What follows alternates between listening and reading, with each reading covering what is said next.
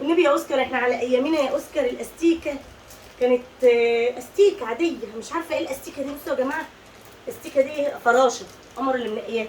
بصوا القلم ده مش فاهمه ده قلم ايه ده ايه ده يا اوسكار ده؟ طبعا المقلمه يعني نوعا ما زي المقلمات بتاعت زمان، بس برضه حصان يونيكورد ده كان على ايام انا بصراحه لسه فاكرينه.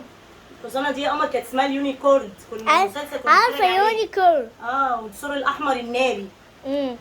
عارفه مين السور الاحمر الناري؟ لسه عارفاها من سنه ولا حاجه.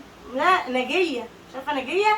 مين السور نجيه الاحمر دي؟ الناري اللي لا مؤاخذه. النبي يا جماعه بجد والله العظيم انا عايزه اشكر كل بتسعى على عيالها وبتفكر في عيالها وبتنزل تجيب حاجه عيالها. بصوا انا جبت القمر البدله دي، بصوا ربنا يا رب تدوبها في عرق العافيه المدرسه. دي لسه قمر، وجبت لها القميص الجميل ده برضو تمام اهو. لسه بقيت الحاجات طبعا. شكرا ليكي يا رشا يا محسن على تربيتك ل3 عيال يا رشا لوحدك، اتربوا من غير ابهات.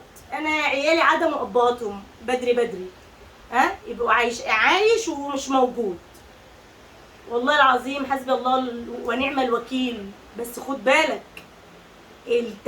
التجميعه دي هتبقى عاليه وغاليه قوي.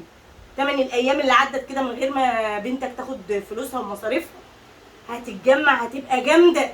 وانا ساعتها مش هسامح وربنا يقويني على اني اجيب لها واجيب لاخواتها واعيش واجيب لهم يا رب وانا بصحتي كده. شعري يا اشكريكه حلوه الحاجات.